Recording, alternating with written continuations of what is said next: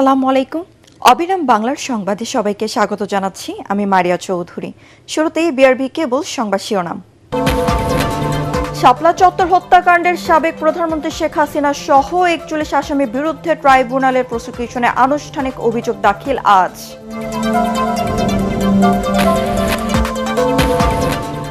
রাজধানীতে তীব্র গ্যাস সংকট, বাসাবাড়িতে জ্বলছে না চুলা, সিএনজি ফিলিং স্টেশনে গাড়ির দীর্ঘ সারি।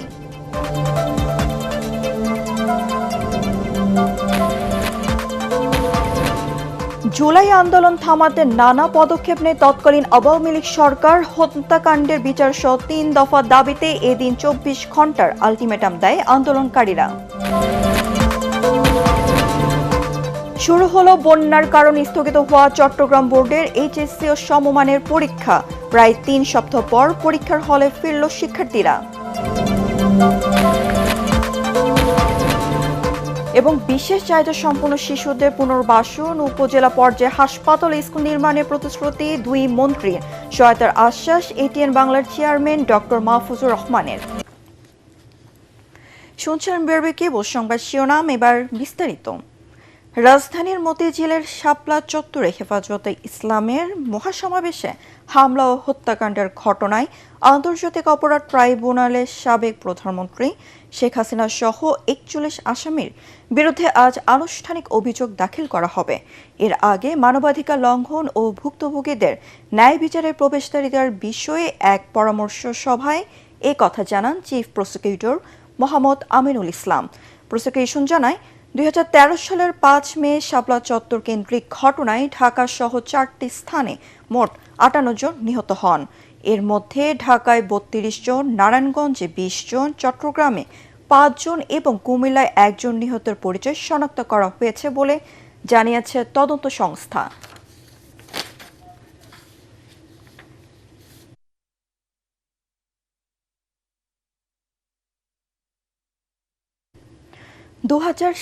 সালের হজে যেতে আগ্রহীদের জন্য প্রাথমিক নিবন্ধন কার্যক্রম আজ থেকে শুরু হচ্ছে। এই কার্যক্রম আগামী ২৪ সেপ্টেম্বর পর্যন্ত চলবে। নির্ধারিত সময়ের মধ্যে ই হজ সিস্টেমের মাধ্যমে সরকারি বেসরকারি ব্যবস্থাপনায় প্রাথমিক নিবন্ধন করা যাবে। প্রাথমিক নিবন্ধনের আগে প্রত্যেক হজ যাত্রীকে ৩০,০০০ টাকা দিয়ে প্রাক নিবন্ধন সম্পন্ন করতে হবে। এরপর ৩.৫ লাখ টাকা জমা দিয়ে প্রাথমিক নিবন্ধন করা যাবে। প্রাথমিক নিবন্ধনকারীদের আগামী ১০ ডিসেম্বরের মধ্যে হজ প্যাকেজের বাকি অর্থ পরিশোধ করে চূড়ান্ত নিবন্ধন নিতে হবে।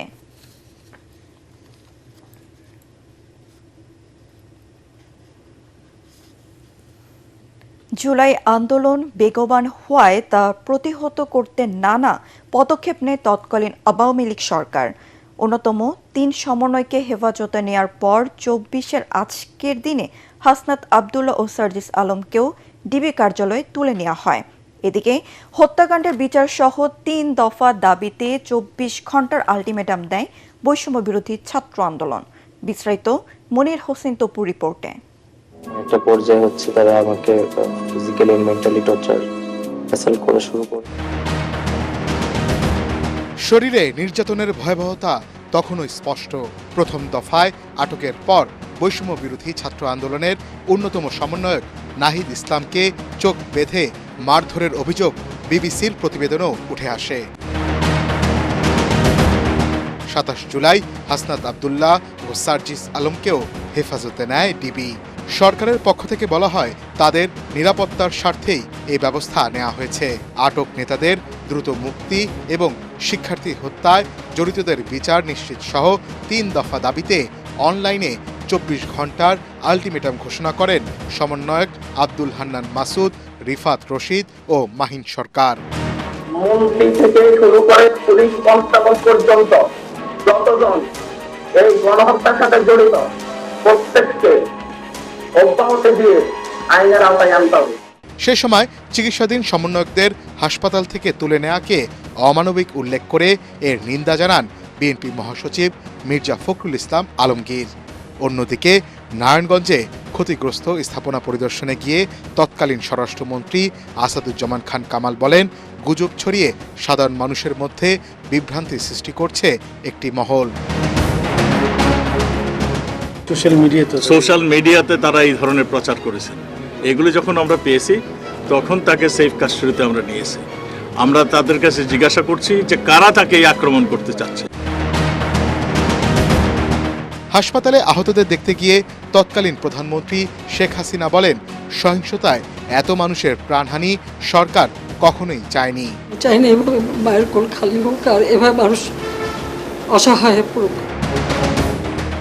এদিকে রিমান্ডে সাবেক ভিপি নুরুল হক নূরের উপর নির্যাতনের অভিযোগ তুলে সংবাদ সম্মেলনে কান্নায় ভেঙে পড়েন তার স্ত্রী।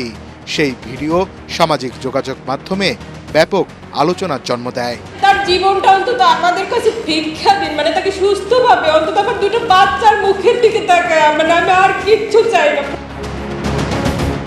মনির হোসেন তপু, এটিএন বাংলা, ঢাকা। বন্যা ও বৈরী আবহাওয়ার কারণে দীর্ঘদিন বন্ধ থাকার পর আজ থেকে চট্টগ্রাম বোর্ডের এইচএসসি ও সমমানের স্থগিত পরীক্ষা আবার শুরু হয়েছে। এর মাধ্যমে প্রায় 3 সপ্তাহ পর পরীক্ষার হলে ফিরেছে এ বোর্ডের পরীক্ষার্থীরা। একই সাথে দেশের অন্য 9টি সাধারণ শিক্ষা বোর্ড, মাদ্রাসা ও কারিগরি শিক্ষা বোর্ডে পূর্ব ঘোষিত সূচি অনুযায়ী পরীক্ষা অনুষ্ঠিত হবে। বন্যা পরবর্তী পরিস্থিতিতে ক্ষতিগ্রস্ত এলাকার সার্বিক অবস্থা বিবেচনায় গত 16 জুলাই চট্টগ্রাম বোর্ডের এবারের এইচএসসি ও সমমানের সব পরীক্ষা স্থগিত করা হয়।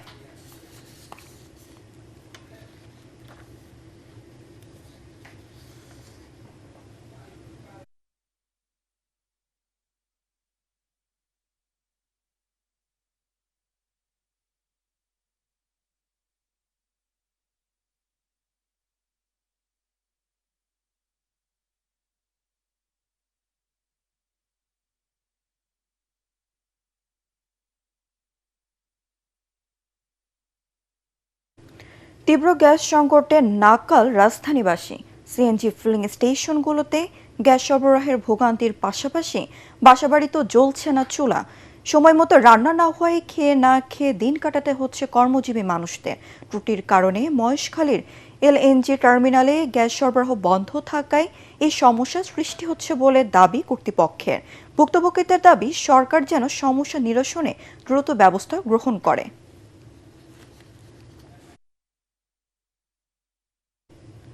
দর্শক, রাজধানী গ্যাস সংকটের খবর রাখছেন সহকর্মী সাজ্জাদ জাহান। সরাসরি চলে যাচ্ছি তার কাছে। সাজ্জাদ, গ্যাস সরবরাহ স্বাভাবিক অবস্থা কবে হবে এই বিষয়ে কোনো তথ্য আছে কি?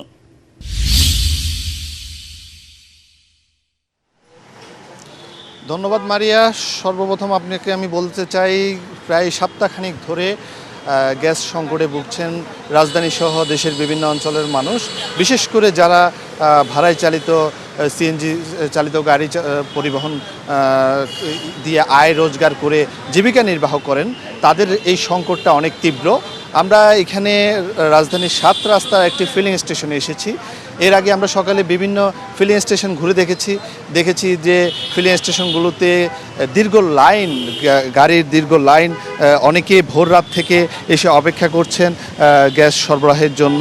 বিশেষ করে প্রাইভেট কার এবং কি অ্যাম্বুলেন্সকেও আমরা সারিতে অপেক্ষা করতে দেখেছি, সিএনজি গুলো দীর্ঘক্ষণ অপেক্ষা করতে দেখেছি। যারা বিশেষ করে ভাড়ায় চালিত সিএনজি পরিবহন করে, অটো পরিবহন করে জীবিকা নির্বাহ করে, তাদের জন্য এই কষ্টটা অনেক বেশি।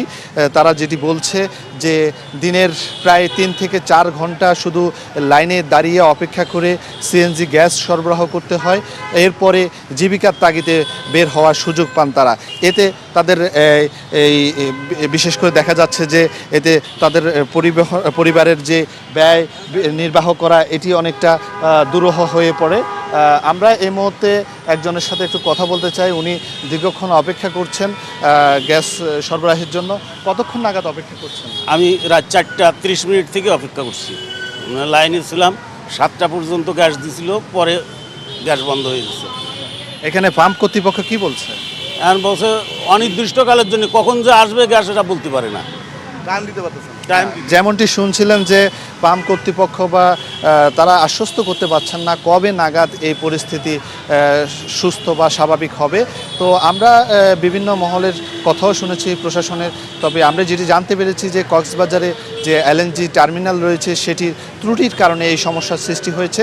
তবে এই সংকট নিরসনে সরকার কাজ করছে বলেও জানিয়েছে, তবে কবে নাগাদ এই সমস্যার নিরসন হবে এটি সুনির্দিষ্ট করে বলাটা অনেকটা দুরূহ। এই ছিল রাজধানীর ফিলিং স্টেশন ঘুরে আমার কাছে সর্বশেষ। সাজ্জাদ, আপনাকে ধন্যবাদ। পরবর্তী তথ্য জানতে আমরা আবার আপনার সাথে সংযুক্ত হব। বিশেষ চাহিদা সম্পন্ন শিশুদের পুনর্বাসনে প্রত্যেক উপজেলায় আধুনিক হাসপাতাল ও স্কুল নির্মাণ বর্তমান সরকারের অন্যতম লক্ষ্য বলে জানিয়েছেন সমাজ কল্যাণ, মহিলা ও শিশু বিষয়ক মন্ত্রী ডক্টর AZM জাহিদ হোসেন।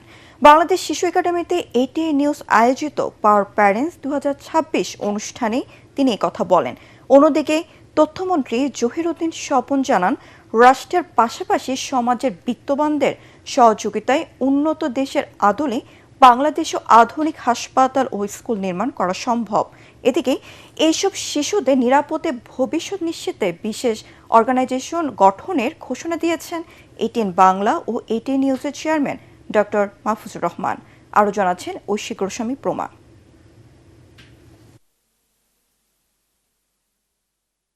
বিশেষ চাহিদা সম্পন্ন সন্তানকে বড় করে তোলার পেছনে বাবা মায়ের ত্যাগ, সংগ্রাম ও নিঃস্বার্থ ভালোবাসার স্বীকৃতি জানাতে এটিএন বাংলা ও এটিএন নিউজের চেয়ারম্যান ডক্টর মাহফুজুর রহমানের উদ্যোগে অনুষ্ঠিত হয়েছে পাওয়ার প্যারেন্টস 2026। শনিবার বাংলাদেশ শিশু একাডেমি মিলনায়তনে এটিএন নিউজ আয়োজিত অনুষ্ঠানে বিশেষ চাহিদা সম্পন্ন শিশুদের মনোমুগ্ধকর সাংস্কৃতিক পরিবেশনায় রঙিন হয়ে ওঠে পুরো আয়োজন। গান, নাচ ও নানা পরিবেশনার পাশাপাশি তুলে ধরা হয় এসব শিশুর বাবা মায়ের সংগ্রাম, ধৈর্য ও ভালোবাসার অনন্য গল্প। তাদের এই অনন্য অবদানের স্বীকৃতি দিতে দেয়া হয় বিশেষ সম্মাননা ও পুরস্কার। আমি চলে গেলে আমার সন্তানের দেখার কেউ নাই, সেটা আমার পরিবার হোক বা আত্মীয় স্বজন হোক, কারণ তাদের মেন্টালিটি এখনো পরিবর্তন হয়নি। আমাদের বাঁচার আশা ও স্বপ্ন জুগিয়েছেন তিনি। আজকের এই অর্জন শুধুমাত্র ওনার জন্যই। অনুষ্ঠানে এটিএন বাংলার পরিচালক হাসান আহমেদ চৌধুরী কিরণ বিশেষ চাহিদা সম্পন্ন শিশুদের দক্ষ ও আত্মনির্ভর করে গড়ে তুলতে প্রত্যেক উপজেলায় বিশেষায়িত স্কুল ও হাসপাতাল নির্মাণে সরকারকে আহ্বান জানান। বর্তমান সরকারের যে ফ্ল্যাগশিপ প্রোগ্রাম যেটি রয়েছে ফ্যামিলি কার্ড এবং কৃষক কার্ডকে আরো সম্প্রচারণ করে বিশেষ চাহিদা সম্পন্ন এই শিশুদের, এই আমাদের সন্তানদেরকে কিভাবে আরো বেশি সম্পৃক্ত করা যায় সে বিষয়ে আমি মাননীয় মন্ত্রী মহোদয়ের কাছে অনুরোধ করতে চাই। সমাজ কল্যাণ, মহিলা ও শিশু বিষয়ক মন্ত্রী ডাক্তার AZM জাহিদ হোসেন বলেন, বিশেষ চাহিদা সম্পন্ন শিশুদের সমাজের মূলধারায় সম্পৃক্ত করতে দেশের 597টি উপজেলায় পর্যায়ক্রমে আধুনিক হাসপাতাল ও বিশেষায়িত স্কুল প্রতিষ্ঠার পরিকল্পনা রয়েছে সরকারের। বিশেষ চাহিদা সম্পন্ন শিশুদের শিক্ষার জন্য বাংলাদেশের প্রতিটি জেলায় একটি করে মডেল স্কুল করা, যাতে করে বিশেষ চাহিদা সম্পন্ন শিশুদের শিক্ষার দিকটা এবং তাদেরকে যদি শিক্ষা, দক্ষতা এবং তাদেরকে যদি আপনি টুলস দিয়ে সহযোগিতা করেন তাহলে সমাজে তাদেরকে পুনর্বাসিত করতে পারবেন। বিশেষ চাহিদা সম্পন্ন শিশুদের সেবামূলক কার্যক্রমে ব্যক্তি বা প্রতিষ্ঠান অনুদান দিলে প্রণোদনার বিষয়টি বিবেচনা করা হবে বলে জানান তথ্যমন্ত্রী জহিরুদ্দিন স্বপন। এই ধরনের সেবামূলক কাজে যারা অনুদান দিবেন তাদেরকে কিভাবে ট্যাক্স থেকে মুক্ত রাখা হবে এবং বরঞ্চ প্রণোদনা দেওয়া হবে সেই আইনও আমরা করেছি। আরও হয়তো অনেক কিছু সরকারের করণীয় আছে, সংশ্লিষ্ট মাননীয় মন্ত্রী ভবিষ্যতে আরও হয়তো পরিকল্পনা দিবেন। বাবা মায়ের অনুপস্থিতিতে এই শিশুদের জীবন যেন অনিশ্চয়তা না পড়ে তা নিশ্চিতে শিগগিরই বিশেষ অর্গানাইজেশন চালু করার ঘোষণা দেন এটিএন বাংলা ও এটিএন নিউজের চেয়ারম্যান ডক্টর মাহফুজুর রহমান। আমরা যখন এই প্রোগ্রাম শুরু করি তখন থেকেই আমি প্ল্যান করে যাচ্ছি যে এরকম একটা কিছু করব। ইনশাল্লাহ খুব শীঘ্রই আমি এই কাজটা হাত দেব, যাতে আপনারা নিশ্চিন্তে এইসব বাচ্চার মারা বাবারা নিশ্চিন্তে যেন মারা যেতে পারেন। আপনাদের টেক কেয়ার করার মতন একটি অর্গানাইজেশন আমি তৈরি করব, যাতে আপনার মারা যাওয়ার পর আপনাদের শিশুরা এই অর্গানাইজেশনে বড় হবে, এই অর্গানাইজেশন থেকে তারা বিভিন্ন কাজকর্ম করবে, এরকম একটি অর্গানাইজেশন তৈরি করব। জানান, বিশেষ চাহিদা সম্পন্ন শিশুরা অভিশাপ নয়, বরং বাবা মায়ের আশীর্বাদ। বিশেষ শিশুর মা বা বাবা যারা আছেন তাদেরকে আবারও বলি, ধৈর্য হারাবেন না। আল্লাহ তাআলা ধৈর্যশীলকে পছন্দ করে এবং এই ধৈর্যর কারণেই ইনশাআল্লাহ একদিন না একদিন আপনার ভেস্ট পাবেন। সবার সম্মিলিত প্রচেষ্টাই পারে তাদের সুন্দর ভবিষ্যৎ নিশ্চিত করতে। তাই সমাজের বিত্তবানদের এগিয়ে আসার আহ্বানও জানান ডক্টর মাহফুজুর রহমান। পরিচিতি করে দেওয়া। ঐশী গোস্বামী প্রমা, ATN বাংলা, ঢাকা। লণ্ডভণ্ড রাজনৈতিক, সামাজিক ও অর্থনৈতিক অচলাবস্থা উদ্ধারে ফ্যাসিবাদ বিরোধী সব পক্ষকে ঐক্যবদ্ধ থাকার আহ্বান জানিয়েছেন debate for democracy chairman Hasan Ahmed Chowdhury Kiron. রাজধানীতে বিপ্লবী ওয়ার্কার্স পার্টির সাধারণ সম্পাদক সাইফুল হকের জন্মবার্ষিকী উপলক্ষে আয়োজিত অনুষ্ঠানে তিনি এ তাগিদ দেন। এ সময় সাইফুল হক বলেন, প্রধানমন্ত্রী তারেক রহমানের দূরদৃষ্টি সম্পন্ন নেতৃত্ব অব্যাহত থাকলেও কাঙ্ক্ষিত সুশাসন প্রতিষ্ঠিত হবে। মিজান শাহজাহানের রিপোর্ট। বিপ্লবী ওয়ার্কার্স পার্টির সাধারণ সম্পাদক সাইফুল হকের ৭০তম জন্মবার্ষিকী উপলক্ষে কালের দাবি প্রকাশনা সম্পাদিত বিশেষ সংকলন গ্রন্থ সাইফুল হক, যে জীবন মানুষের তরে এর মোড়ক উন্মোচন অনুষ্ঠান। এতে যোগ দেন রাজনীতিবিদ, সাংবাদিক সহ নাগরিক সমাজের প্রতিনিধিরা। ফ্যাসিবাদ বিরোধী ঐক্য ধরে রাখার তাগিদ দিয়ে গণফোরাম সভাপতি অ্যাডভোকেট সুব্রত চৌধুরী বলেন, সবার ঐক্য হয়েছিল বলেই হাসিনা সরকারের পতন ঘটে। ফ্যাসিস্ট হাসিনাকে বিতাড়িত করার জন্য আমরা সকলেই ঐক্যবদ্ধ ছিলাম। আমরা প্রতিশ্রুতি ছিল, আমাদের প্রতিজ্ঞা ছিল, আমরা আত্মাহুতি দেওয়ার জন্য সকলেই প্রস্তুত ছিলাম। আমাদের ১৭ বছরের আন্দোলন, জুলাই আগস্টের বিপ্লব, অভ্যুত্থান, এটাকেও আমাদের একটা জনগণের স্বার্থে কাজে লাগাতে হবে। নাগরিক ঐক্যের সভাপতি মাহমুদুর রহমান মান্না বলেন, আবেগ নয়, গণতান্ত্রিক দেশ গড়তে কঠিন চ্যালেঞ্জ মোকাবেলা করতে হবে সরকারকে। পৃথিবীর ইতিহাসে এরকম আর একটা উদাহরণ আছে কিনা আমি খুঁজে পাচ্ছি না। একদম বুক চিতিয়ে সামনে দাঁড়িয়ে বলতে পারে আমি গুলি খেতে রাজি আছি, গুলি নেয় তবু গণতন্ত্রের প্রশ্নে আপোষ করে না। তো সেই রকম এত বড় আত্মত্যাগের পরে আপনি কি চান? সেই রকম একটা দেশ তো চান যেই দেশে আমি মন খুলে কথা বলতে পারি, যা ভাবি তা বলি, কারো ক্ষতি করি না, কাউকে লজ্জা দিই না, কাউকে অপমান করি না, কিন্তু আমার বলবার অধিকার যাতে থাকে তার ব্যবস্থা থাকতে হবে। বিএনপি প্রতিহিংসার রাজনীতিতে বিশ্বাস করে না মন্তব্য করে debate for democracy chairman Hasan Ahmed Chowdhury Kiron বলেন, ঐক্যে ফাটল ধরলে মাথাচাড়া দিতে পারে ফ্যাসিবাদী শক্তি। প্রতিহিংসার রাজনীতির কারণে বেগম খালেদা জিয়াকে জেল খাটতে হয়েছে, তাকে মৃত্যুবরণ করতে হয়েছে, তাকে মৃত্যুর দিকে ঠেলে দেওয়া হয়েছে। আমরা বিএনপি প্রতিহিংসার রাজনীতি করে না, যারা তারেক রহমান সেই বিষয়ে তিনি বিশ্বাস করেন। আমরা আশা করি যে তাদের সাথে একসাথে যুগপৎ আন্দোলন করেছে সবাইকে নিয়ে এই দলটি এগিয়ে যাবে। মাননীয় প্রধানমন্ত্রী তার চীন এবং মালয়েশিয়া সফরের মাধ্যমে যে মুন্সিয়ানা দেখিয়েছেন, তাদের বাংলাদেশের অর্থ দিয়ে ঘুরে দাঁড়াবার ক্ষেত্রে ম্যাজিক হিসাবে কাজ করবে। মাননীয় প্রধানমন্ত্রী যেভাবে তার ভারসাম্য রক্ষা করে চলছেন, আমি মনে করি আজকে আমাদের প্রতিবেশী রাষ্ট্র নিয়ে আমাদের যে ধরনের দ্বিধাদ্বন্দ্ব আছে, তারাও কিন্তু বুঝতে পারছে না এই জনগণের ভাষা কি, জনগণের মানুষ কি বলতে চায়। সমন্বিত উদ্যোগ নিয়ে জুলাই সনদকে অক্ষরে অক্ষরে বাস্তবায়নের তাগিদ দিয়েছেন বিপ্লবী ওয়ার্কার্স পার্টির সাধারণ সম্পাদক সাইফুল হক। বিএনপি এবং তারেক রহমানের জন্য একটা ঐতিহাসিক একটা সুযোগ তৈরি করেছে। একটা প্রগতিশীল, গণতান্ত্রিক, দেশপ্রেমী, একটা বহুত্ববাদী একটা রাষ্ট্রকে নেতৃত্ব দেওয়া, একটা বিশাল 19-20 কোটি মানুষকে নেতৃত্ব প্রদান করা। ইতিহাসের এই গুরুত্বপূর্ণ সময়ে এই সুযোগটা বিএনপি এবং তারেক রহমানের কাছে আছে। তারা যদি কাজে লাগাতে পারে, ইতিহাসের স্বাক্ষর রাখবেন এবং আগামী কয়েক দশক বিএনপি এবং তারেক রহমানের এই ভূমিকাটা দেশবাসী শ্রদ্ধার সাথে স্মরণ করবেন। আলোচনা অনুষ্ঠান শেষে সাইফুল হক, যে জীবন মানুষের তরে এর মোড়ক উন্মোচন করেন অতিথিরা। মিজান শাহজাহান, ATN বাংলা, ঢাকা। অপরিকল্পিত ড্রেনেজ ব্যবস্থা ও পানি নিষ্কাশনে পর্যাপ্ত ব্যবস্থা না থাকায় বৃষ্টি হলে জয়পুরহাট শহরের বিভিন্ন অলিগলিতে সৃষ্টি হয় জলাবদ্ধতা। ফলে চরম দুর্ভোগে পড়েছেন পথচারী ও শিক্ষার্থী সহ সাধারণ মানুষ। দীর্ঘদিন ধরে সমস্যার স্থায়ী সমাধান না হওয়ায় ক্ষোভ বাড়ছে এলাকাবাসীর মধ্যে। জয়পুরহাট প্রতিনিধি রফিকুল ইসলাম রফিকের রিপোর্ট, জানাচ্ছেন মাসুদ রানা। 1975 সালে 20.72 বর্গ কিলোমিটার এলাকা নিয়ে প্রতিষ্ঠিত হয় জয়পুরহাট পৌরসভা। পরবর্তীতে 1991 সালে প্রথম শ্রেণী পৌরসভা হিসাবে স্বীকৃতি লাভ করে। পৌরসভা এলাকার বর্তমান বাসিন্দা 2 লাখেরও বেশি।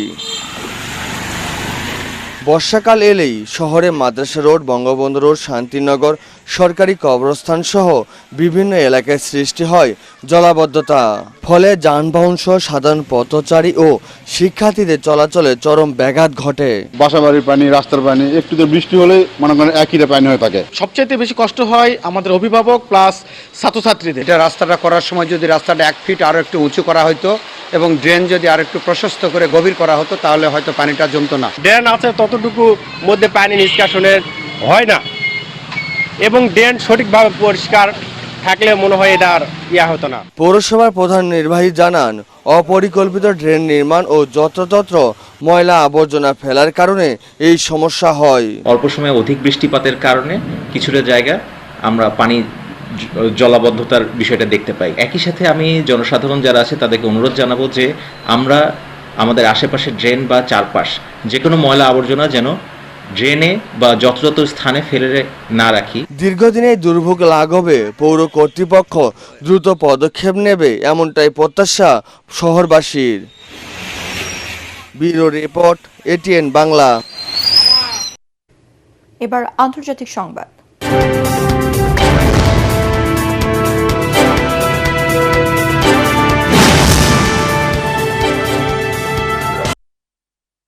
কাস্পিয়ান সাগরে ইরানের বাণিজ্যিক জাহাজে হামলার ঘটনায় ইউক্রেনকে ছাড় দেওয়া হবে না বলে হুঁশিয়ারি দিয়েছে ইরান। সামাজিক যোগাযোগ মাধ্যমে এক্সে দেয়া এক পোস্টে ইরানি পররাষ্ট্রমন্ত্রী আব্বাস আরাগচি জানান, ইউক্রেনের এই হামলায় জাতিসংঘের সনদ স্পষ্ট লঙ্ঘন হয়েছে। ইউরোপকে মধ্যপ্রাচ্যের সংঘাতে জড়াতে ইসরায়েলের নির্দেশে এই হামলা চালিয়েছে ইউক্রেন, এমনটাই অভিযোগ তেহরানের। অন্যদিকে ইউক্রেনের দাবি, সামরিক পণ্য বহনকারী রাশিয়ার জাহাজ লক্ষ্য করে অভিযান চালানো হয়। এদিকে ইউক্রেনের প্রেসিডেন্ট ভলোদিমির জেলেনস্কি বলেন, মধ্যপ্রাচ্য চলমান সংঘাতে ইরানকে সহায়তা করছে রাশিয়া। বৈষম্যহীন অসাম্প্রদায়িক গণতান্ত্রিক সমাজ গঠনের প্রত্যয়ে যুক্তরাষ্ট্র নিউ ইয়র্কে প্রোগ্রেসিভ ফোরাম ইউএস এর আয়োজনে আলোচনা সভা অনুষ্ঠিত হয়েছে। জ্যাকসন হাইটসে জুয়েস সেন্টারে সাম্প্রদায়িক বিশ্ব ভাবনা ও বর্তমান বাংলাদেশ শীর্ষক আলোচনা সভায় লেখক ও গবেষক ডাক্তার শাহিন রহমান বলেন, দেশে দেশে বর্ণবাদ, মৌলবাদ, সাম্প্রদায়িকতা ও সংঘাত প্রবলভাবে মাথাচাড়া দিয়েছে। সেজন্য শ্রেণী সংগ্রামের রাজনৈতিক পুনর্জাগরণ ঘটাতে হবে বলেও মনে করেন তিনি। সংগঠনের সাধারণ সম্পাদক জাকির হোসেন বাচ্চুর পরিচালনায় অনুষ্ঠানে সভাপতিত্ব করেন হাফিজুল হক। উপস্থিত ছিলেন ডাক্তার শাহিন রহমান, আনোয়ারুল হক, খোরশেদুল ইসলাম, হোসেন কবির, সুমন আলম, কুলুদ্দার রায় সহ অন্যরা।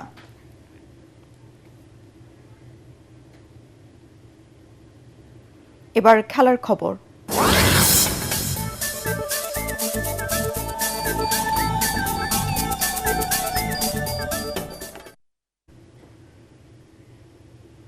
পঁয়ত্রিশ রানে জিম্বাবুয়েকে হারিয়ে 3 ম্যাচে টি-20 সিরিজে স্বাগতিকদের হোয়াইট ওয়াশ করল ভারত। ভারতের ওপেনার বৈভব সূর্যবংশী 50 করেন। হারালে স্পোর্টস ক্লাব মাঠে টসে জিতে ব্যাট করে 5 উইকেট 192 রানের পুঁজি পায় টিম ইন্ডিয়া।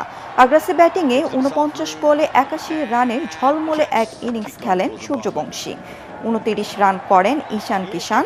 জবাবে 34 রানে 3 উইকেট হারিয়ে শুরুতেই হোঁচট খায় জিম্বাবুয়ে। শেষ পর্যন্ত 7 উইকেটে 157 রান করে জিম্বাবুয়ে।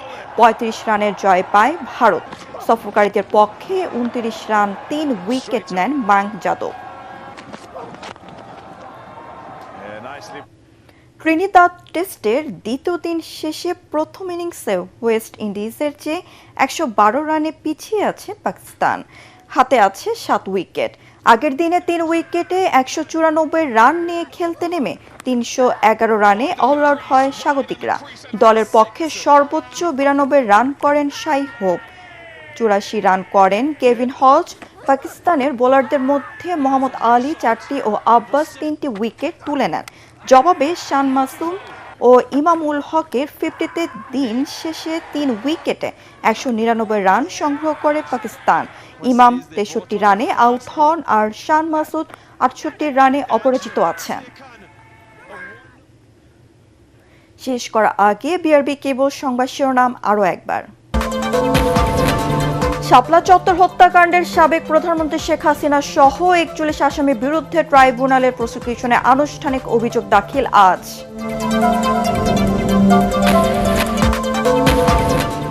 রাজধানীতে তীব্র গ্যাস সংকট, বাসাবাড়িতে জ্বলছে না চুলা, সিএনজি ফিলিং স্টেশনে গাড়ির দীর্ঘ সারি।